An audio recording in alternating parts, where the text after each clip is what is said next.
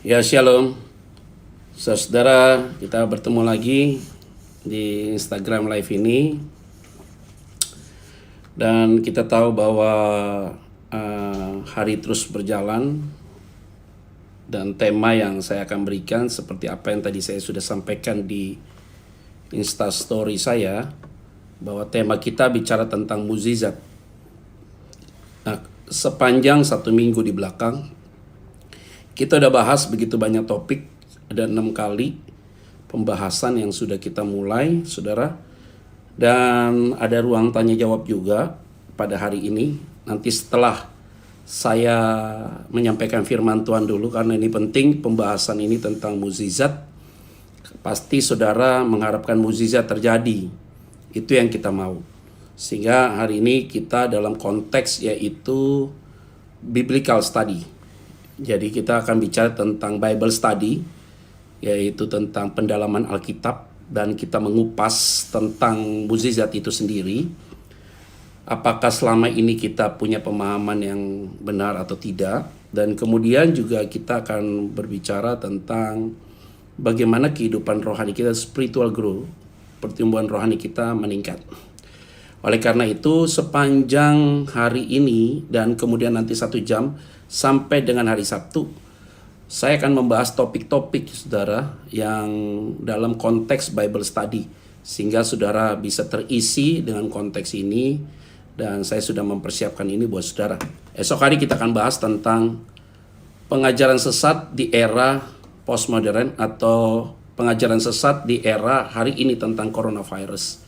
Sehingga apa yang terjadi berkembang lewat media sosial dan segala macam itu akan kita bahas ulas ya saudara ya. Nah, oleh karena itu sebelum kita mulai lebih jauh, mari saya ajak kita untuk tenangkan hati dan kita berdoa. Bapa, kami tidak memberikan peluang sedikit pun untuk iblis mengganggu pikiran dan perasaan kami. Kami mau tetap fokus untuk kebenaran firman Tuhan. Sehingga kebenaran firman-Mu itu Tuhan, sebelum hamba berbicara, maka Tuhan sudah berbicara kepada setiap pribadi yang mengikuti live Instagram hari ini. Khusus di malam hari ini kami ingin membahas tentang mukjizat. Oleh karena itu ya Bapa, berikan aku hikmat dan urapi aku. Sehingga pelayanan pada hari ini tidak akan dapat dibatasi oleh ruang dan waktu.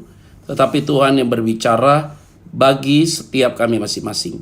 Bukan hanya mereka yang mengikuti live Instagram ini diberkati, tetapi hamba-Mu juga diberkati oleh Tuhan. Karena itu ya Bapa, berbicara bagi setiap kami. Dalam nama Tuhan Kristus kami berdoa dan mengucap syukur. Amin. Nah, saudara-saudara yang saya kasih di dalam nama Tuhan Kristus, saya sudah catat ada beberapa lembar yang harus saya pegang saudara, karena saya sudah harus mempersiapkan 3 lembar yang saya harus siapkan ini untuk supaya saudara jelas saudara untuk memahaminya. Nah, oleh karena itu, apa itu mukjizat saudara? Nah, mukjizat adalah sesuatu yang tidak bisa dikerjakan oleh manusia. Jadi ini adalah pekerjaan supranatural, bisa dikerjakan Tuhan dan setan. Nah, ini menarik saudara. Jadi setan bisa bertindak, Tuhan bisa bertindak. Sehingga saudara bisa melihat apakah mukjizat-mukjizat yang terjadi di dalam gereja itu Tuhan yang bertindak atau setan yang bertindak. Nanti saya akan kasih ruang untuk tanya jawab saudara di question marknya di bagian bawah. Kalau nanti 15 menit terakhir sebelum saya menyudahi kebenaran firman Tuhan ini, saya mau menjelaskan ini detail supaya kita tidak salah tafsir, dan saya harus hati-hati sekali untuk menjelaskan buat saudara. Lihat baik-baik ya saudara. Jadi kita bicara tentang mukjizat ini sebenarnya saudara, kalau lihat dalam konteks PL, mukjizat itu terjadi, ada media-media yang mengikut di dalamnya. Tuhan bekerja dalam segala hal. Contoh, tulah yang diberikan kepada bangsa Mesir itu adalah bagian dari mukjizat. Allah langsung bertindak. Nah, Allah langsung bertindak. Jadi Allah langsung direct berbicara gitu ya. Jadi Allah langsung bertindak. Yang kedua, Allah juga bisa menggunakan alat. Nah, alatnya itu adalah tongkat Musa. Nah, itu dipakai untuk membelah laut Teberau atau Red Sea itu ya, terbelah. Itu ada ceritanya tentang hal-hal demikian saudara. Sehingga Saudara harus memahami dalam konteks itu. Nah, tetapi sebenarnya saudara kalau mau dilihat dalam konteks perjanjian baru muncul saudara, karena ketika Yesus datang ke dalam dunia, Yesus lakukan banyak mukjizat saudara. Hampir 97%, kurang lebih ya 70% sorry, Yesus lakukan mukjizat di Israel Utara. Itu di provinsi Galilea. Yaitu banyak di situ mukjizat pertama kali di Kana dan segala macam. Yesus berjalan di atas air, kasih makan 5.000 orang. Itu semua di sana. Sabda berbahagia, menyembuhkan orang yang sakit lumpuh, kusta, orang yang kerasukan setan dan segala macam. Jadi itu cerita banyak sekali di Israel Utara, saudara, yang saya mau sampaikan. Nah, oleh karena itu ini penting sekali. Ada peristiwa setelah Yesus terangkat ke surga, baru Yesus memakai para murid-muridnya untuk melakukan mukjizat. Tapi bukan muridnya menjadi inti. Nah, ini penting ya, saudara ya. Kita buka Alkitab yuk, Markus pasal yang ke-16, ayat yang ke-9 sampai dengan ayat yang ke-20. Ini ceritanya adalah konteksnya. Yesus beberapa kali menampakkan diri dan mengutus murid-muridnya. Kemudian Yesus terangkat ke surga, saudara ya. Kita akan lompat saja poin yang akan kita baca. Pada ayat yang ke-14, Yesus berkata demikian. Akhirnya, ia menampakkan diri kepada ke-11 orang itu ketika mereka sedang makan. Nah, ke-11 orang itu di luar dari Yudas. Ini setelah Yesus bangkit dari antara mati. Dan ia mencela ketidakpercayaan dan kedegilan hati mereka. Nah, oleh karena mereka tidak percaya kepada orang-orang yang telah melihat dia sesudah kebangkitannya. Lalu ia berkata kepada mereka, pergilah ke seluruh dunia, kalimatnya. Beritakanlah Injil kepada segala makhluk. Nah, ini ada perintah yang disebut dengan amanat agung. Jadi kalau lihat dari konteks Matius pasal 28 ayat 19 sampai dengan 20, itu juga bicara tentang amanat agung. Jadi pergilah ke seluruh dunia, beritakanlah Injil kepada segala makhluk. Jadi artinya konteksnya adalah evangelion, pemberitaan Injil, saudara. Jadi intinya adalah penginjilan. Nah, kalimat berikutnya ya, saudara. Siapa yang percaya dan dibaptis akan diselamatkan. Tetapi siapa yang tidak percaya akan dihukum. Tanda-tanda ini akan menyertai. Nah, ini baik nih. Tanda-tanda ini akan menyertai orang-orang yang percaya. Mereka akan mengusir setan-setan demi namaku, nama Tuhan. Mereka akan berbicara dalam bahasa-bahasa yang baru bagi mereka. Mereka akan memegang ular. Dan sekalipun mereka minum racun maut, mereka tidak akan mendapat celaka. Mereka akan meletakkan tangannya atas orang sakit dan orang itu akan sembuh. Jangan dimengerti secara letterlek, saudara. Nanti saudara minum racun, yuk lewat, gue kasih tahu, ya. Nggak boleh begitu. Ini konteksnya adalah kita pasif dan eksiden itu adalah aktif. Sehingga Tuhan yang memberikan tanda, ada kekuasa yang Tuhan berikan. Tapi jangan saudara iseng minum racun tikus, yuk selesai pasti ya. Pasti kamu meninggal. Nggak, saya jamin, pasti kamu mati. Mereka tidak akan celaka, kalimatnya, megang ular dan segala. Jangan main-main, saudara. Keluar, pegang ular, dipatok, lu mati. Jangan buat jadi saya yang salah. Nah, ini konteksnya ya. Harus berbeda nih, saudara. Sesudah Tuhan Yesus berbicara demikian kepada mereka, terangkatlah ia ke sorga, lalu duduk di sebelah kanan Allah. Mereka pun pergilah memberitakan Injil ke segala penjuru. Dan Tuhan turut bekerja dan meneguhkan firman itu dengan tanda-tanda yang menyertainya. Saudara ngerti? Udah maksudnya. Ada yang menarik saudara di poin ini, yaitu begini. Jadi ternyata mukjizat itu dalam konteks yang sesungguhnya adalah kalau Yesus yang melakukan mukjizat itu ada poin-poin yang nanti akan kita bahas. Tetapi kita dulu nih poin penting nih. Nah, kalau lihat dari konteks Markus 16 ayat 9 sampai 20 yang tadi kita baca ayat 14, maka tanda-tanda itu diberikan kepada orang untuk melakukan perkara besar atas nama Tuhan loh, yaitu dalam konteks pemberitaan Injil. Nah, udah mulai maksud nih, mengerti nih ya saudara ya. Jadi bahwa orang itu lakukan mukjizat dalam konteks pemberitaan Injil. Tidak boleh saudara melakukan mukjizat itu dalam konteks untuk show off dirimu. Sudah pasti setan yang bekerja. Jadi konteksnya adalah nih dasar nih. Dasarnya adalah setiap mukjizat terjadi harus dalam konteks memberitakan Injil, saudara. Nah, itu berarti kita sudah mulai paham, saudara, bahwa pemberitaan Injil itu selalu disertai dengan tanda-tanda ajaib, saudara. Jadi kalau saudara lihat, kalau itu tidak ada dampak secara pemberitaan Injil, maka itu setan yang bekerja di dalamnya. Hati-hati, saudara. Hari-hari ini, saudara, saya mau ingatkan, saudara, bedakan antara kuasa itu datang dari Tuhan atau dari setan. Lihatnya adalah impact-nya, saudara. Nah, kalau dari Tuhan itu nanti akan kita bahas ya, saudara ya. Ini penting demi penting bagi kita semua. Jadi orang yang akan diberikan karunia-karunia itu adalah orang-orang yang khusus untuk memberitakan Injil. Dia sebagai doulos huteu, sebagai hamba Tuhan.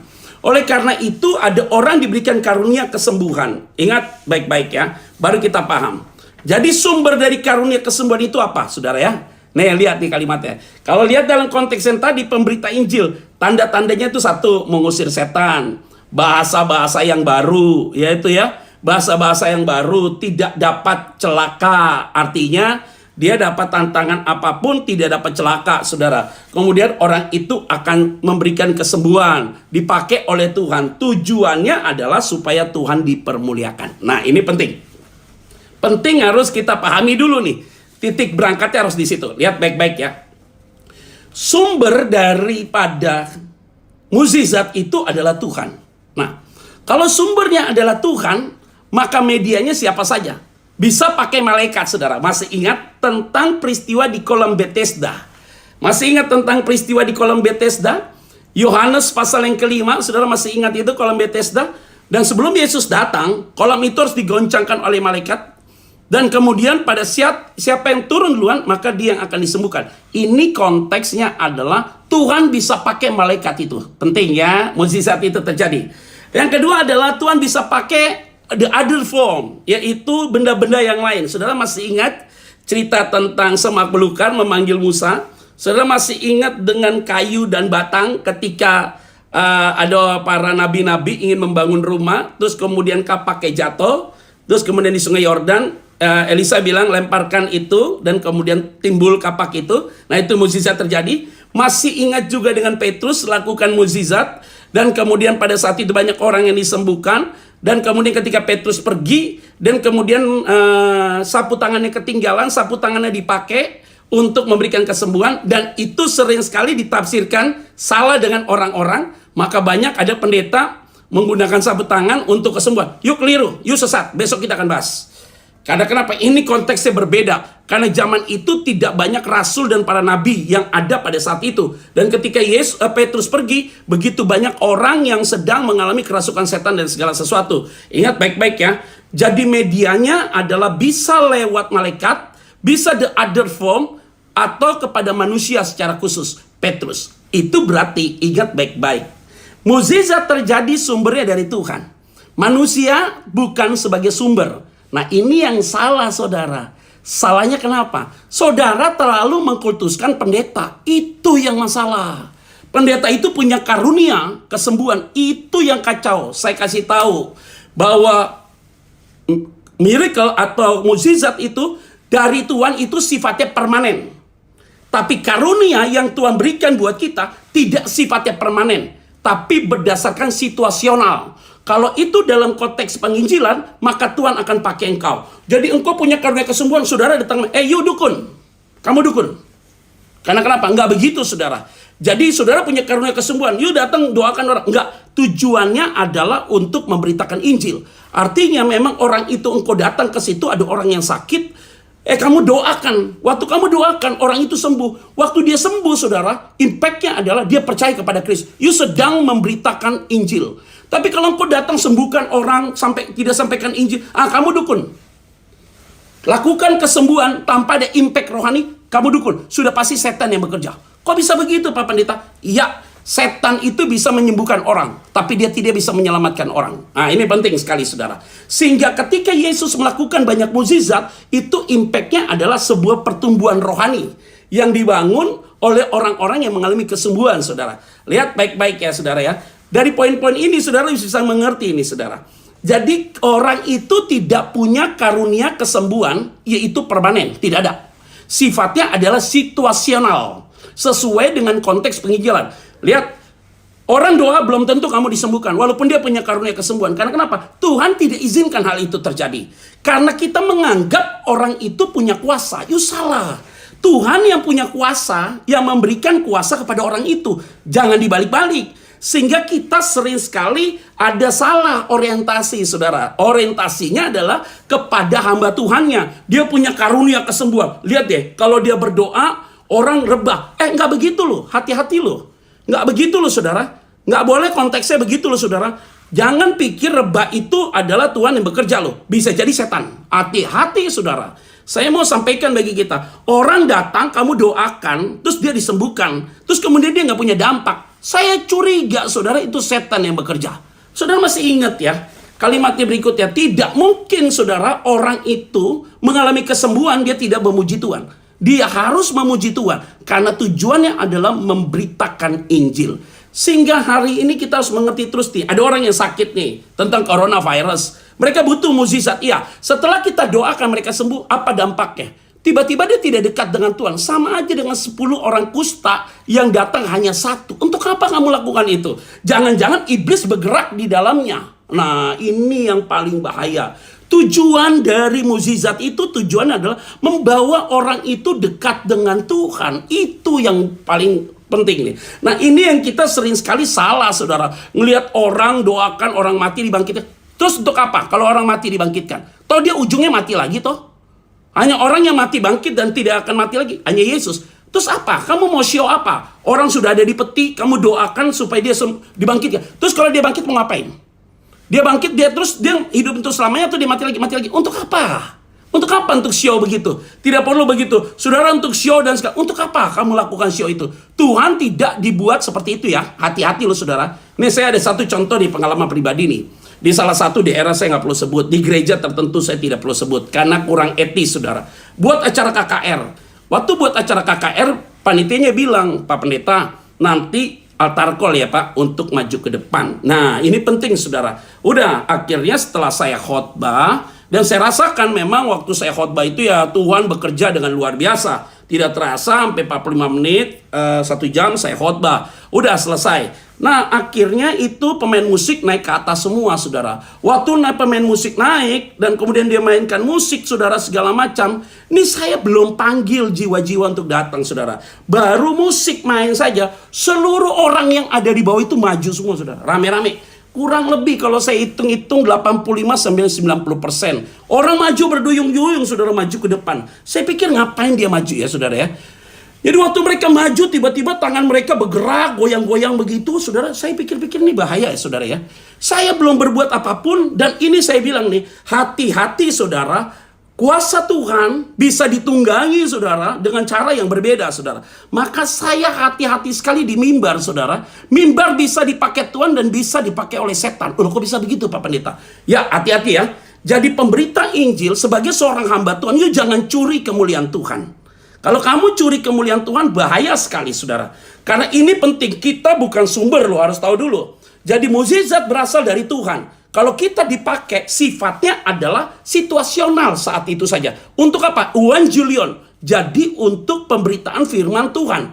Jadi tujuannya supaya mereka mengenal Tuhan makin dekat. Nah, ini penting sekali, saudara. Oleh karena itu nih, bagian ini kita harus paham. Akhirnya mereka maju, saudara, ke depan. Terus kemudian saya belum angkat tangan, mereka rebah loh, saudara. Kaget loh, saudara. Saya tahu nih kenapa ya peristiwa ini. Saya perhatikan kenapa gitu ya. Wah, ini kok bisa rebah begini ya. Kaget loh saya, saudara. Jangan pikir, saudara, saya happy. Tidak. Kan langsung di hati saya nih, saudara. Ada sesuatu yang gak benar nih di sini. Karena saya belum bicara, saudara. Mungkin saudara begini, Pak, biarkan tuh karya Roh Kudus. Jangan begitu ya. Karya Roh Kudus bekerja secara tertib loh. Karya Roh Kudus bekerja bukan secara arogansi. Artinya, dia tidak membuat engkau takut. Hati-hati, saudara. Bahwa mukjizat terjadi di dalam setiap hidup orang, itu tidak boleh, saudara, saya kasih tahu, yang membuat engkau takut. Tidak boleh. Jadi karya Tuhan itu selalu membuat damai sejahtera bagi kita. Kalau kita sebagai pemberita Injil, kita lihat seperti itu. Kalau saya hari itu, saudara, mau mencuri kemuliaan Tuhan, waduh, saya bisa show, saudara. Karena di foto, orang bisa upload dan segala macam. Waduh, posting nih pendeta punya orang. No, saya tidak bicara begitu, saudara. Karena yang paling penting itu bukan ahli itu. Mukjizat terbesar adalah ketika engkau berkhotbah, karya Tuhan bekerja dalam diri seseorang, dan dia mengalami pertobatan, saudara. Ketika dia mengalami pertobatan, hidupnya tetap jadi berkat. Itu mukjizat terbesar. Jadi orang lumpuh bisa berjalan, orang buta bisa melihat, orang sakit bisa disembuhkan, iblis bisa kerjakan. Tapi kalau orang itu mengalami pemulihan total dan hidupnya jadi berkat, itu mukjizat terbesar yang tidak bisa dikerjakan oleh iblis. Nah, akhirnya saya udah mulai curiga nih, saudara. Akhirnya saya suruh berhenti musik. Waktu saya berhenti musik, itu orang-orang tiba-tiba yang jatuh itu pada bangun semua. Wah, ini biang keroknya di musik nih, saudara. Saya suruh musik itu berhenti semua. Waktu musik itu berhenti, saudara, baru itu kelihatan siapa orang-orang yang tetap stay di situ. Selesai pulang, akhirnya kita makan malam lah dengan pengurusnya atau panitianya. Mereka bilang gini, waduh Pak, luar biasa ya Pak hadirat Tuhan. Saya bilang, memang iya ya, luar biasa. Saya coba tanya juga sama dia begitu. Wah tuh lawatannya begitu ya Pak, saya bilang gitu. Tahu nggak mereka jalan? Enggak Pak, udah biasa Pak. Siapapun yang khotbah selalu begitu Pak. Karena ini udah biasa Pak begitu. Oh, itu berarti gereja itu ngajarinnya begitu. Yuk, salah besar. Maka saya bilang, ini bahaya sekali membuat satu kamuflase, rekayasa rohani yang paling bahaya, saudara, dalam hidup ini. Untuk apa saudara doakan orang, terus kemudian orang itu jungkir balik dan segala macam, tapi dia tidak bertumbuh imannya? Jangan-jangan itu setan yang bekerja. Karena kalau Tuhan yang bekerja, Tuhan tidak lakukan hal itu, saudara. Tuhan lakukan itu membuat dia imannya bertumbuh dalam Tuhan. Jadi ada orang yang kamu doakan dia tidak disembuhkan, tapi imannya bertumbuh. Yo, mukjizat terbesar dalam hidup orang itu. Dia tidak disembuhkan penyakitnya, tapi dia bertumbuh imannya makin dekat dengan Tuhan. Hebat, saudara. Oleh karena itu ternyata mukjizat itu, saudara, yang harus kita pahami adalah bukan kelihatan secara fisikly, bukan. Tapi mukjizat terbesar adalah bagaimana hidupmu itu bisa berdampak. Even penyakit itu tidak sembuh, tapi hidupmu bisa berdampak. Mukjizat terbesar. That's point. Itu poin utamanya ada di situ, saudara. Poin utamanya adalah di situ yang saya mau sampaikan. Oleh karena itu kita kalau mau bicara tentang mukjizat, saudara, bukan sakit disembuhkan dan segala. Yuk, sakit disembuhkan, orang itu tidak takut Tuhan, mati masuk neraka. Untuk apa? Tidak begitu. Kalau kita berdoa nih, tiba-tiba Tuhan tidak jawab doamu, terus kemudian orang itu dipanggil Tuhan. Saudara bilang itu Tuhan tidak jawab doamu. Justru Tuhan panggil itu dia atas kehendak Tuhan. Untuk apa, saudara? Orang ini udah komplikasi dan segala macam, saudara doakan supaya dia sembuh. Ternyata dia dipanggil Tuhan, saudara bilang ini, kuasa doamu tidak ada berkuasa. Loh, memang saya bukan menyembuhkan orang itu. Dan kita tidak bisa menyabut nyawa orang itu. Tidak bisa memulihkan dia. Atas kehendak Tuhan, orang itu sembuh. Lihat baik-baik ya. Lihat baik-baik. Kalau Yesus lakukan mukjizat, itu sifatnya, saudara, saya kata holistik. Menyeluruh, saudara. Tapi kenapa ketika seorang hamba Tuhan dia berdoa, dari 10 orang hanya 3 orang yang sembuh, 7 orang tidak sembuh, saudara. Harusnya holistik karya Tuhan bekerja. Maka saya bilang bagi kita, jangan menggunakan kuasa Tuhan di akhir zaman ini untuk manipulasi, saudara, keadaan itu. Tidak boleh. Maka tidak boleh bermain di dunia emosi, saudara. Tidak boleh. Orang itu kalau merasakan mukjizat daripada Tuhan, kendati kamu tidak perlu maju ke depan altar call, tapi di bangkumu engkau rasakan hadirat Tuhan. Pulang dari ibadah itu, hidupmu jadi berkat, mukjizat terbesar. That's pointnya di situ. Oleh karena itu, saudara, yang saya kasih di dalam nama Tuhan Kristus, konteks kita jadi berbeda sekali, saudara. Karena paradigma orang itu selalu, Pak doakan Pak supaya sembuh. Selalu sembuh maunya didoakan. Pertanyaan saya, kalau Tuhan gak sembuhkan, kamu bilang tidak terjadi mukjizat? Tidak, salah, saudara. Karena orang itu sembuh, mukjizat. Tapi orang mati pun juga mukjizat. Atas kehendak Tuhan. Karena kita banyak orang yang minta mati, gak mati-mati, saudara. Ada orang gak mau mati, mati, saudara. Ini yang saya bilang, hidup mati kita dalam tangan Tuhan. Ingat, kita hidup mukjizat. Ya, kita mati pun juga mukjizat. Karena tidak ada satu orang pun yang dapat minta serahkan nyawanya pada Tuhan. Kecuali Tuhan yang mengambil nyawa dia. Ingat, Yesus pernah kuserahkan nyawa. Tapi engkau jangan bicara begitu. Karena tidak mungkin mati. Nah, ini penting bagi saudara sekalian. Supaya kita ini sama-sama punya pola pikir yang secara alkitabiah yang jelas, saudara. Nah, oleh karena itu, saya melihat, saudara, ada beberapa penting, saudara, yang mungkin nanti saudara akan tanyakan. Apa itu? Cara kerja Tuhan itu kan luar biasa sekali ya, saudara. Dia bilang begini, kalau you nggak mau datang menyembah aku, nggak apa-apa. Aku akan membuat batu ini menyembah aku. Hebat tuh, saudara. Tuhan bisa lakukan mukjizat, saudara, tanpa saudara. Jadi kalau kita mencuri kemuliaan Tuhan, itu hebat. Apalagi orang melakukan mukjizat tidak ada dasar firman. Tidak disampaikan firman, mendatangin orang sakit didoakan. Yuk dukun. Karena firman Tuhan harus di paling utama. Supaya orang dengar firman, baru kesembuhan itu terjadi. Kesembuhan itu pun juga atas kehendak Tuhan. Oke, ya, ini penting ya. Jadi saudara jangan kecil hati tiba-tiba kalau saudara berdoa, orang itu tidak sembuh. Emang bukan kamu yang menyembuhkan dia, tapi Tuhan yang menyembuhkan dia. Ini penting ya saudara yang saya mau sampaikan. Oke, lihat. Tujuannya ada beberapa yang penting, saudara. Mungkin sebabnya ada masalah. Pak, kenapa orang ini sakit? Kan bisa jadi begitu kan. Lihat, orang itu sakit, ada beberapa hal penting. Saudara masih ingat tentang orang yang buta sejak lahirnya, saudara? Ya, lihat baik-baik dalam Yohanes pasal yang ke-9, itu jelas ayat 1-3. Mereka bertanya nih, saya bacakan dulu ya. Yohanes 9 ayat yang ketiga. Yohanes 9 tuh ayat yang ketiga itu, poin itu jadi penting sekali. Yohanes 9 ayat 1-3. Waktu Yesus sedang lewat, ia melihat seorang yang buta sejak lahirnya. Murid-muridnya bertanya kepadanya, Rabi, siapakah yang berbuat dosa? Orang ini sendiri atau orang tuanya? Sehingga ia dilahirkan buta. Jawab Yesus, bukan dia dan bukan juga orang tuanya. Tetapi karena pekerjaan-pekerjaan Allah harus dinyatakan di dalam dia. Jadi artinya saudara, tidak semua orang sakit itu karena dosa. Bukan karena dosa turunan juga. Tapi bisa jadi orang itu sakit, Tuhan izinkan untuk Tuhan dipermuliakan. Nah, orang kalau buta sejak lahir, otomatis bola matanya nggak ada. Maka Yesus mengambil pasir, mengaduk, diludahkan, ditaruh di mata orang itu, dan dia bisa melihat. Artinya bola mata yang nggak ada, jadi ada. Mukjizat. Nah, setelah ayat itu muncul, saudara, dia orang itu mempermuliakan nama Tuhan. Ada pula yang berkata bukan, tetapi ia serupa dengan itu. Jadi ini terus, saudara, bergeming, saudara, untuk kemuliaan bagi nama Tuhan. Tidak pernah Yesus lakukan mukjizat, tidak orang itu tidak mempermuliakan nama Tuhan. Pasti ujungnya mempermuliakan nama Tuhan. Nah, waktu saudara perhatikan baik-baik ya dengan konteks-konteks ini, saudara.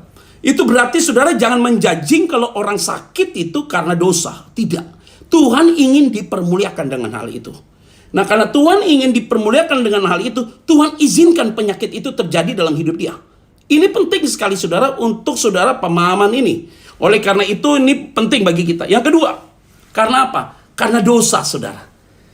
Lihat, ada orang sakit karena dosa juga, saudara. Masih ingat orang yang lumpuh?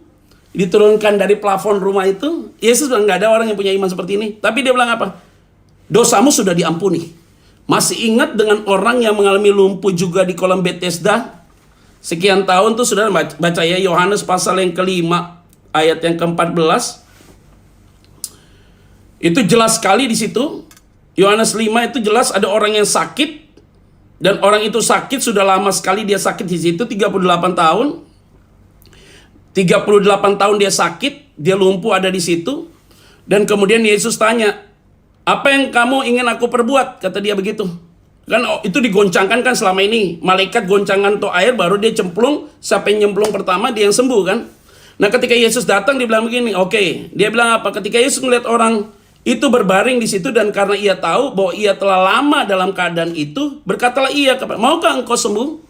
Harusnya orang ini jawab mau. Jawab orang sakit itu kepadanya, Tuhan, tidak ada orang yang menurunkan aku ke dalam kolam itu apabila airnya mulai goncang. Dan sementara aku menuju ke kolam itu, orang lain sudah turun mendahulunya. Kata dia begitu. Kata Yesus kepadanya, bangunlah, angkatlah tilammu, dan berjalanlah. Dan pada saat itu juga, sembuhlah orang itu, lalu ia mengangkat tilamnya dan berjalan, tetapi hari itu adalah hari Sabat. Lihat ayat 14, Yesus bilang apa? Kemudian Yesus bertemu dengan dia dalam bait Allah lalu berkata kepadanya, kepada orang yang sudah sembuh itu, engkau telah sembuh, jangan berbuat dosa lagi, supaya padamu jangan terjadi yang lebih buruk. Artinya orang ini lumpuh 38 tahun karena dosa. Maka dia bilang, kamu jangan berbuat dosa lagi supaya tidak terjadi yang lebih buruk daripada kamu. Orang lumpuh juga yang jatuh, yang turunkan dari plafon, itu juga karena dosa. Nah, ini penting sekali saudara harus memahaminya dengan konteks ini. Tetapi juga ada juga libatkan yang lain, saudara. Jadi kesembuhan itu bisa dilakukan oleh Yesus dengan cara apapun, tapi lihat sebab-sebabnya. Satu, orang itu sakit bukan karena dosa dia dan dosa orang tuanya sehingga mengalami kesembuhan. Untuk Tuhan dipermuliakan. Ada dosa karena dosa. Ada karena dosa. Yang ketiga, yaitu karena terlibatnya iman di dalamnya. Masih ingat tentang Matius pasal yang ke-8, saudara? Ayat 8-10.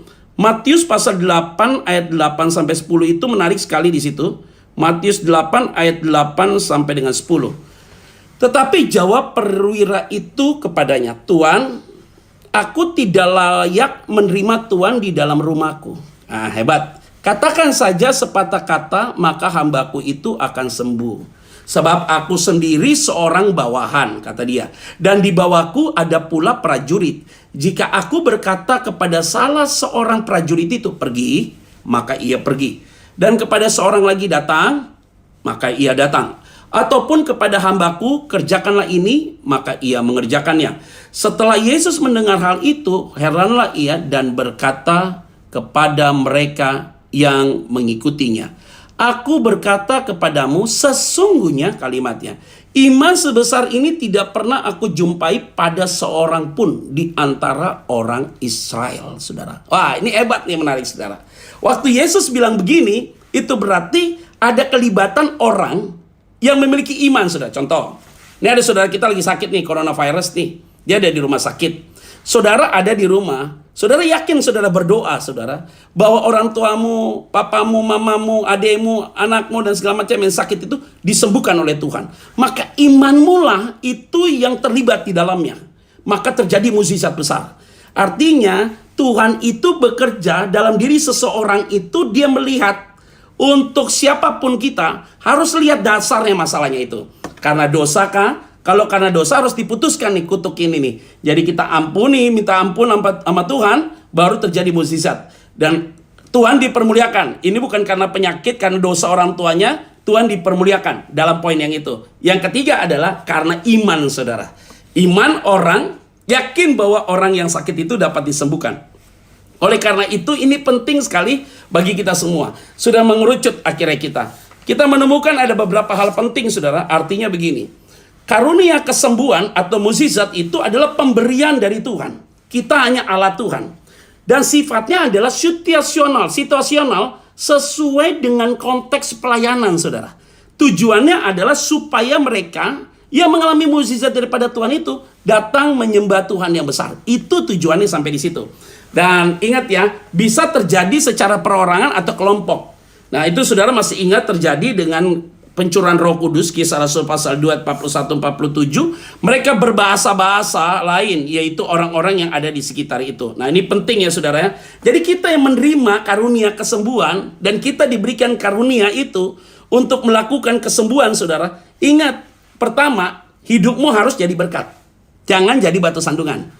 Itu yang penting. Yang kedua adalah sadar diri kalau saudara itu adalah media, alatnya Tuhan, bukan sumber daripada kesembuhan itu sendiri. Ketika kita menganggap bahwa kita yang punya kuasa untuk menyembuhkan orang, engkau sedang mencuri kemuliaan Tuhan. Tapi ketika kita tahu bahwa ini karena Tuhan, maka engkau adalah alat Tuhan sebagai kepanjangan tangan Tuhan untuk menyembuhkan orang. Itu penting. Yang ketiga adalah kita sebagai alat Tuhan yang dipakai Tuhan harus berpikir semua untuk kemuliaan bagi nama Tuhan. Nah, oleh karena itu, saudara-saudara, mukjizat dalam terang kebenaran firman Tuhan adalah, ingat baik-baik, tujuannya adalah untuk memberitakan Injil supaya orang itu dekat dengan Tuhan. Jadi hari ini kita berdoa, kalau ada orang yang sakit, doa kita apa? Tuhan, kalau Tuhan izinkan hari ini mukjizat terjadi buat orang ini, maka Tuhan lakukan mukjizat. Dan kami yakin imannya akan bertumbuh dalam Tuhan. Itu yang paling penting. Oleh karena itu, saudara bangun tidur, bangun pagi, kita bisa lihat matahari aja terbit, udah mukjizat terbesar. Dan hari ini kita bersyukur, saudara, engkau masih diberikan kesehatan, itu semua oleh karena kebesaran Tuhan. Jadi yang paling penting adalah hatimu mengalami pembaharuan. Kalaupun engkau tidak disembuhkan penyakitmu, tapi kamu semakin dekat dengan Tuhan, itu juga mukjizat. Itu berarti mukjizat tidak selamanya kesembuhan itu terjadi. Hati-hati saudara, iblis bisa lakukan kesembuhan kalau dampaknya adalah tidak mempermuliakan nama Tuhan. Kalau Tuhan yang melakukan mukjizat, ujungnya pasti mempermuliakan nama Tuhan. Nah, saudara-saudara, saya sudah bicara kurang lebih hampir 37 menit. Nah, saya akan membacakan ada beberapa pertanyaan. Oke, saya akan baca beberapa pertanyaan.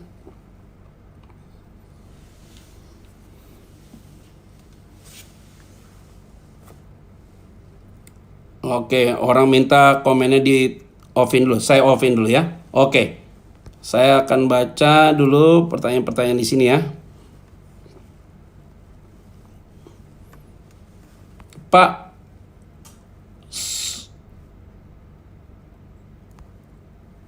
kalau Tuhan memberikan penyakit untuk mempermuliakan nama Tuhan, kok seolah-olah Tuhan jadi jahat ya?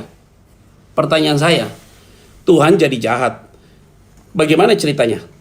Pertanyaan saya cuma sederhana, saudara. Kalau saudara bilang begitu, Tuhan jadi jahat. Tuhan izinkan orang itu buta sejak lahir untuk Tuhan dipermuliakan. Tahu artinya apa? Tujuannya adalah orang itu sembuh kan? Dan Tuhan dipermuliakan lewat dia. Jadi apapun pergumulan itu pasti ada jalan keluar. Nah, kita itu selalu berpikir negatif dengan Tuhan. Tidak boleh, saudara. Karena orang itu sakit atas seizin Tuhan supaya Tuhan dipermuliakan. Supaya mereka bisa melihat kebesaran Tuhan. Kita ini kecenderungan ya manusia atau jemaat Tuhan sering sekali kita menjudging orang begini. Ini orang sakit karena dosanya nih Pak Pendeta. Jangan dulu gitu. Jangan-jangan udah diputuskan kutuk itu. Jangan-jangan dia sudah minta ampun sama Tuhan. Jadi kenapa nih Pak Pendeta dia begini? Ya mungkin lewat penyakit ini Tuhan dipermuliakan, saudara. Nah itu dia ya. Jadi bukan Tuhan jahat sih. Tujuan yang penting ujungnya disembuhkan kan. Dan untuk kemuliaan bagi nama Tuhan. Oke. Sama kayak Ayub, saudara juga mengalami hal yang sama. Oke. Pak, ada nggak Pak buku tapi versi Alkitab yang mudah dipahami? Karena kalau baca Alkitab suka nggak ngerti. Nah makanya saya bilang baca Alkitab itu harus disertai dengan doa. Supaya Tuhan berbicara pada saudara. Jadi kita tuh nanti diberikan hikmat oleh Tuhan tuh ketika kita membaca firman itu ya. Nanti ada cara Tuhan yang unik ya saudara untuk membukakan bagian itu. Oke. Pak, saya sudah bercerai. Apa bisa dikeluarkan akte cerai dari gereja? Nggak ada lah akte cerai dari gereja. Dari mana? Nggak ada. Gereja itu tidak boleh keluarkan surat cerai. Dia hanya surat pemberkatan. Cerai itu keluarkan oleh hukum. Hukum apa? Hukum dunia. Jadi Tuhan gereja nggak pernah keluarkan surat cerai. Kamu nikah juga cerai-cerai aja sih begitu.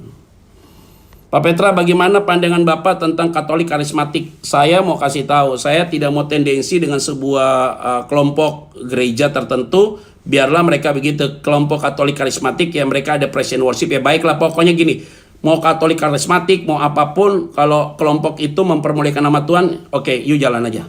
Yang penting dia mempermuliakan nama Tuhan dan tidak menjadi penyesat. Nah ini penting ya. Benarkah Pak, manusia ada indera keenam yang bisa melihat masa lalu dan masa depan? Dan apakah saya mau kasih tahu indera keenam itu segala macam saya mau kasih tahu ya. Yang saya tahu nih hari ini kata firman Tuhan. Hari esok punya khususan sendiri. Matius pasal yang ke-6. Kamu jangan pikirkan hari esok punya khususan sendiri karena kamu tidak tahu apa yang terjadi. Hari ini saja. Pikiran kita hari ini aja. Hari esok bagaimana Pak? Didoakan aja karena kita tidak tahu tentang hari esok ya. Oke, lihat. Saya mau bicara panca indera saya repot ya saudara ya. Pak, kalau khotbah pendeta hanya mujizat-mujizat aja tanpa bahas tentang penderitaan sebagai anak Tuhan apa sih? Nah itu dia penting nih. Itu yang saya bilang. Selalu begitu saudara. Selalu ini mujizat ini orang ini disembuhkan, kasih kesaksian gini segala macam. Itu show banget deh. Itu menurut saya tuh saya minta maaf ya saudara ya. Saya mau kasih tahu begini. Kalau kita hanya bicara tentang mujizat, nah ini lihat apa yang terjadi hari ini saudara repot kan? Penderitaan yang terjadi, jawabannya apa? Maka saya selalu bilang gini, Alkitab itu bicara tentang ini. Di mana ada penderitaan, di situ pasti ada berkat. Di mana ada dosa, di situ pasti ada pengampunan. Di mana ada penderitaan, maka di situ ada berkat Tuhan. Nah itu kita check and balancingnya harus ada begitu. Kita bicara tentang mukjizat, udahlah nggak begitu. Tujuannya adalah jemaat Tuhan itu makin melekat dengan Tuhan, makin mengarah kita datang pada Tuhan, supaya Tuhan dipermuliakan. Nah ini penting ya saudara ya. Jadi memang ya saya harap dari peristiwa-peristiwa hari-hari ini, semua para pelayan-pelayan Tuhan mengalami satu pola pikir yang berbeda dalam perubahan dalam menyampaikan firman. Kita tidak lagi berbicara tentang hal-hal yang sifatnya hanya dunia aja, saudara. Udah tenang, kamu ini nggak begitu. Membawa jemaat untuk makin dekat dengan Tuhan. Pak, Tuhan pernah salah? Enggak. Tuhan nggak pernah salah. Tapi Tuhan pernah menggagalkan keputusannya ketika dia mau menghukum Niniwe. Maka dia bilang, aku menyesal telah merencanakan sesuatu. Dia tarik diri kok, gitu ya. Nah, kalau Tuhan salah, kita selesai. Kalau Tuhan salah, itu berarti kita produk salahnya Tuhan, ya. Pak, teman saya menjadi jauh dari Tuhan karena papanya meninggal tidak disembuhkan. Oh, nggak apa-apa, saudara. Karena kenapa? Kalau dia kecewa dengan Tuhan karena papanya tidak disembuhkan meninggal, karena kenapa? Karena dia selama ini kerdil, imannya belum kuat. Karena apa yang dia dengar selama ini hanya berkat terus, mukjizat terus. Orang meninggal itu juga mukjizat. Karena kenapa? Nggak akan bisa. Saudara, biar kata belum waktunya Tuhan, mau cara apapun belum tentu juga kamu mati gitu loh. Tapi kalau sudah caranya Tuhan, mau pakai cara apapun juga pasti kamu mati. Ah, itu dia penting. Jadi orang punya duit banyak, saudara, untuk melawan setiap penyakit apa. Kalau sudah waktunya pasti dipanggil Tuhan kok. Jadi kematian pun mukjizat, saudara. Kesembuhan pun juga mukjizat. Artinya kalau di dalam Tuhan, baik buruk adalah maksud Tuhan, itu indah pada waktunya. Nah, itu ya. Jadi orang itu kalau sakit hati karena papanya meninggal, ayo move on lah. Doakan dia supaya dia berbalik sama Tuhan. Tuhan tidak pernah gagal. Kalau enggak nanti Ayub juga, waduh, masalahnya terus dong begitu ya. Oke. Ini ada beberapa. Pak, apakah pada hari Natal seharusnya ada persembahan atau tidak? Ya, adalah persembahan. Itu teknis ya. Boleh, nggak apa-apa. Shalom Pak Petra. Pak, bagaimana kita mau lebih intim sama Tuhan? Itu ya, kemarin udah kasih tahu ya. Bergaul erat dengan Tuhan tuh gampang ya. Minta ampun, pemulihan, dan kemudian saudara harus move on dari masa lalumu. Nah, sebenarnya sih kalau kita mau intim sama Tuhan, kalau kita punya masa lalu belum beres ya saudara, kita tidak akan bisa intim dengan Tuhan. Kita harus berani melupakan yang apa yang di belakang, melihat ke depan ya. Segala kepahitan, sakit hati, pernah dilukai, itu yang kayak gitu-gitu, unek-unek harus dibuang dulu saudara. Nah, supaya kita punya rekonsiliasi dengan Tuhan yang baik, dan kemudian kita punya hubungan intim yang Tuhan lebih baik lagi ya saudara ya. Pak Pendeta, bagaimana tentang hari pengangkatan atau rapture? Apakah itu real? Ya pasti real. Alkitab yang ngomong sih, soalnya bukan saya. Jadi pengangkatan itu real, saudara. Nah, waktunya kapan saya nggak tahu ya, saudara ya. Bagaimana cara diangkatnya saya juga nggak tahu. Karena saya tidak pernah terangkat. Jadi saya tidak bisa mengerti bagaimana caranya, nanti biar aja waktunya yang tepat. Yang paling penting kan kita harus mempersiapkan diri kita ya. Jadi supaya kita tidak menjadi ilalang, tapi kita menjadi gandum. Nah, ini penting ya, saudara ya. Nah, ini ada beberapa hal lagi yang saya mau Pak mau nanya dong, kalau bahasa roh itu keluar sendiri, apa dia hafalkan? Saya bingung Pak, nggak ada yang dihafalkan kok. Saya kemarin udah kasih tahu ya, bahasa roh itu buat membangun kehidupan rohanimu dengan Tuhan. Nggak ada yang dihafalkan. Dihafalkan nggak boleh dong bahasa roh. Mau ujian, dihafalkan UN udah berhenti bos, nggak ada lagi. Pak Petra, ada pendeta yang suka altar call dengan tumpang tangan sambil didorong supaya jatuh. Lebay nggak? Lebay banget bos. Ya ilah, tuh pendeta siapa? Kalau dia begitu, ngapain sih tuh bang? Emang kalau kamu doakan orang itu nggak jatuh, kamu salah gitu? Enggak juga. Memang disuruh jatuh Alkitab. Kalau kamu berdoa jatuh, enggak begitu. Makanya paham dulu ya saudara ya. Saya bilang nih, saya selalu kalau ada kita hot pelayanan di satu gereja, Pak altar call Pak, saya selalu tanya sama mereka, tujuan kita altar call ini apa saudara? Saya bilang gitu. Iya Pak, supaya orang datang untuk didoakan. Saya bilang sama mereka, kalau saya mau altar call mereka maju ke depan, ada nggak yang konseling? Oh nggak ada, nggak usah altar call. Untuk apa? Show doang, untuk orang maju. Tuh pendeta khotbah luar biasa, banyak orang yang maju. Nggak penting itu. Karena kalau dia selesai maju, dia keluar hidupnya berantakan lagi, untuk apa saudara? Nggak penting banget. Jadi kita ini selalu main di pandangan secara visual saudara. Kelihatan hebat nih. Nggak begitu saudara. Yang paling penting saudara, setelah pulang ibadah kamu bertumbuh dalam Tuhan. Itu penting. Maka saya bilang kalau KKR harus siapkan konselor. Jadi misalnya konselornya harus dipersiapkan. Yang datang 1000 nih, kemungkinan yang akan maju misalnya 800 orang. Ya harus siapkan konselor, mau nggak mau.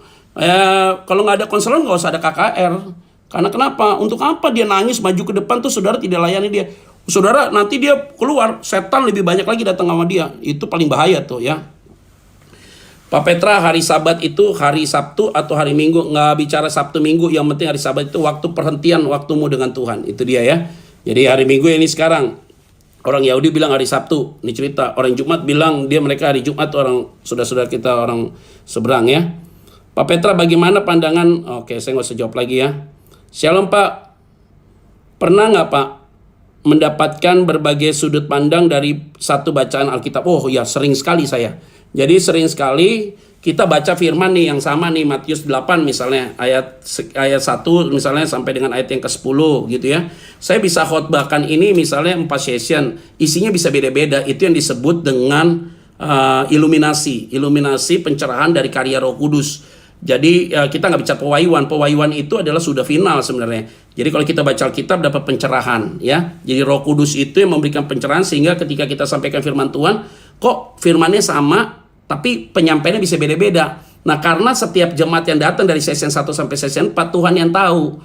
Jadi walaupun firman Tuhan yang sama, bisa cara touchingnya beda-beda, saudara. Nah, itu karya Roh Kudus tuh luar biasa sekali. Saya juga kaget-kaget waktu saya khotbah, kok ini bahasa yang keluar kok jadi berbeda ya dengan tadi yang ibadah pertama. Misalnya ibadah pertama saya lebih dari ayat 1 sampai 10, poin di ayat 2 dan 3 saya fokusnya.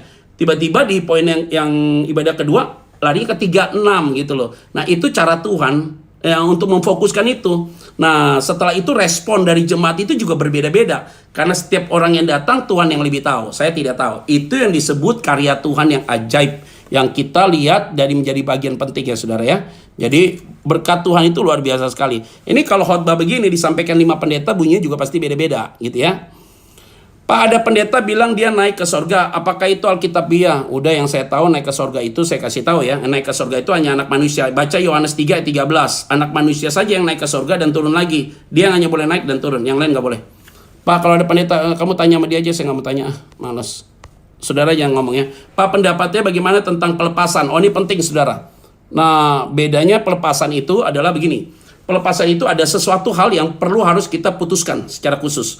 Nah Pak, kalau udah dalam Tuhan kan Pak, biasanya kayak gitu akan luntur. Iya, tapi kita harus ada bagian-bagian yang kita harus lepaskan satu persatu. Yaitu dosa-dosa di masa lalu kita harus buang. Nah, supaya kita mengalami satu pembaharuan yang lebih baik. Oke. Pak, apa perbedaannya MDiv dan MTH? Itu gelar. Master Definitif itu jenjang dari STH, MA, MDiv, baru MTH. Jadi MDiv itu adalah untuk masuk MTH. Sekarang udah nggak ada gelar itu. Dan kemudian ada MTH, Master Teologi. Oke, itu hanya jabatan gelar-gelar di teologi ya, saudara ya. Kalau ada orang yang dananya boleh nggak perpuluhan dikasih ke orang, boleh nggak dikasih orang yang membutuhkan? Oh, tunggu dulu. Kan perpuluhan itu diberikan untuk setiap orang yang terlibat dalam pelayanan. Kalau orang itu butuh ya kamu kasih persembahan, kasih aja. Bedakan. Karena persembahan yang kamu berikan itu, perpuluhan itu untuk pekerjaan Tuhan. Pak, kalau penyakit keturunan apa karena dosa? Bisa jadi iya. Karena dosa turunan nih saudara, maka itu harus diputuskan. Nah, tadi ada pelepasan tuh, diputuskan dulu. Nah, setelah diputuskan itu baru bisa lewat dia. Nah, kita patahkan tentang hal itu ya. Pak, bagaimana kita tahu sakit kita karena untuk kemuliaan Tuhan atau karena dosa atau karena iman? Mulai cek diri. Artinya apa? Cek nih, kita berdoa nih. Ini dari mana nih poin ini? Apa karena kita sebab akibat ya saudara sakit itu ya. Tapi kalau muncul sakit yang aneh gitu saudara, perlu berdoa. Jangan-jangan kuasa gelap main di dalamnya gitu ya. Jadi perlu analisa dan berdoa sama Tuhan supaya Tuhan memberikan sebuah hikmat untuk dapat tahu ini karena apa gitu loh. Biasanya saudara harus lihat nih. Kenapa ya Pak? Anak perempuan saya kok semua rata-rata autis, atau anak laki saya kok dari keturunan di atas kok ini begini Pak ya, ada masalah apa nih Pak? Nah, itu biasanya harus dituntaskan saudara. Hal-hal itu harus diputus. Itu kayak ada kutuk, itu harus diputuskan ya. Karena kutuk itu bisa 4 generasi saudara ya. Shalom Pak, gimana hadapi orang yang hanya mau dengar firman kalau orang itu udah diberkati kekayaannya? Wah, susah saudara. Nah, ini kayak gitu ya susah. Dia hanya kepada, ya makanya saya bilang kalau kita hanya bicara tentang berkat terus dapat penderitaan, dia bisa tinggalkan Tuhan. Maka Tuhan bilang tuh fokusnya kita harus pada Tuhan ya. Mukjizat itu harus fokusnya pada Tuhan. Oke, shalom Pak. Sebagai orang Kristen, dosa nggak mati harapan karena sudah lelah menunggu mukjizat terjadi. Pak, sebagai orang Kristen, dosa nggak? Kalau kita udah mati harapan karena sudah lelah menunggu mukjizat terjadi. Loh, sekarang masalahnya kan tadi saya bilang ya saudara ya, mukjizatnya apa? Nah, kita kan maunya orang itu sembuh kan, begitu kan. Tapi saudara tidak mau berdoa supaya lewat penyakit itu dia datang dekat sama Tuhan atau tidak gitu loh. Jadi kalau saudara doakan orang tuamu yang sedang sakit, tapi dengan penyakit ini dia makin dekat dengan Tuhan, itu mukjizat, udah cukup. Kamu doakan sembuh. Tuhan nggak tuli loh, Tuhan nggak pernah lupa loh. Dan Tuhan bisa lakukan mukjizat apapun juga. Tapi ketika kita berdoa dan kemudian orang itu makin kuat dalam Tuhan, makin bertumbuh dalam Tuhan, itu adalah mukjizat terbesar. Dan ketika dia disembuhkan, puji Tuhan, kemuliaan untuk nama Tuhan. Jadi artinya kita pun tidak bisa mencuri kemuliaan Tuhan. Jadi orang yang disembuhkan, dia harus makin dekat dengan Tuhan. Nah, ini penting sekali ya saudara ya. Oke. Ada lagi pertanyaan yang masuk. Pak, belajar bahasa Ibrani penting nggak? Karena ada pelayan Tuhan yang hanya mengajar bahasa Ibrani, oh nggak apa-apa, bahasa Ibrani kan bahasa dalam perjanjian lama saudara, itu dipelajari untuk tahu akar kata masalahnya apa, begitu loh saudara. Bagus saja sih, nggak ada masalah. Tapi kalau saudara masuk sekolah teologi itu lebih penting. Bagaimana caranya mengubah karakter buruk menjadi lebih baik dan hidup tidak jadi batu sandungan? Yaitu dia, karakter buruk menjadi lebih baik. Satu, harus ada pertobatan. Yang kedua, hidup harus diperbarui. Yang ketiga, masuklah dalam satu komunitas yang orang-orangnya berpikir positif. Yang keempat, tiap hari kamu mau punya waktu dekat dengan Tuhan, berkomunikasi dengan Tuhan. Itu penting ya saudara, sehingga karakter burukmu makin lama makin berubah. Ini proses kok, segala sesuatu proses gitu ya. Tidak mungkin gini ya saudara ya, perubahan itu tidak mungkin ekstrim. Gini, perubahan kita jadi dari orang nggak benar menjadi orang benar secara status itu ekstrim, radikal. Tapi karaktermu itu akan diubah setiap saat dan setiap waktu. Paulus bilang hidupmu diperbaharui setiap saat dan setiap waktu. Jadi mukjizat-mukjizat yang terjadi dalam hidupmu itu jangan dianggap harus secara spektakuler. Mengubah hati orang itu adalah mukjizat loh saudara. Hanya bisa terjadi kalau Roh Kudus saja menjamah dia. Orang itu mengerti tentang firman saja, itu mukjizat. Karena nggak semua orang bisa ngerti tentang firman. Dia bisa mukjizat. Orang itu melihat satu peristiwa dalam keadaan buruk, tetap melihat peristiwa itu dari kacamata yang positif, itu juga mukjizat. Jadi mukjizat itu adalah sesuatu yang tidak bisa dipikirkan oleh manusia, tetapi kamu bisa berpikir ke arah sana, itu mukjizat. Itu berarti Tuhan yang memberikan kita hikmat ke arah sana, begitu loh. Jadi kalau kita menjelaskan segala sesuatu, itu di luar dari orang awam yang menjelaskan, itu berarti mukjizat. Tuhan yang memberikan hikmat. Tuhan yang memberikan pengertian bagi hidup saudara. Nah, ini yang penting sekali, yang sering sekali kita salah fokus untuk melihat tentang mukjizat itu sendiri ya saudara ya. Oke. Pak, apakah menurut Bapak karma itu benar ada, dan apakah itu benar pure settingan dari Tuhan? Karena saya bingung nih saudara. Oh enggak. Jadi gini ya, tabur tuai itu terjadi saudara. Tabur tuai itu sudah terjadi di dalam Kejadian pasal yang ke-6 ya saudara. Kalau saudara baca di dalam Kejadian pasal yang ke-8 setelah air bah itu, oke. Setelah air bah itu terjadi, maka Tuhan tuh berjanji kepada Nuh. Oke, dia bilang begini sama Nuh, saya tidak akan memusnahkan seluruh ciptaan lagi, walaupun mereka dari kecil hatinya sudah rusak gitu loh. Nah itu dalam Kejadian pasal ke-8 kalau kurang salah ya, di bagian-bagian akhir. Maka Tuhan akan datangkan hukum tabur tuai saudara. Tabur tuai itu ada panas, dingin, hujan, terang, itu segala macam ada di situ. Nah kita bicara tabur tuai itu adalah satu tindakan yang kita lakukan bisa menuai sesuatu yang tidak baik. Nah ini pentingnya harus ada penyelesaian tentang hal-hal demikian. Nah pokoknya kita harus ini saudara. Saudara berbuat sama orang tidak baik, kamu juga nanti akan diperlakukan juga sama orang itu. Dengan orang lain mungkin bisa memperlakukan kamu tidak baik. Kamu tipu orang, kamu besok akan ditipu orang. Itu hukum sebab akibat saudara. Ada menjadi bagian penting di dalamnya. Nah tetapi apakah itu menggagalkan tentang spirit? Enggak. Tapi itu menjadi satu bagian di mana hukum itu beracara. Jadi hukum sebab akibat kausatif itu ada sebab dan akibat.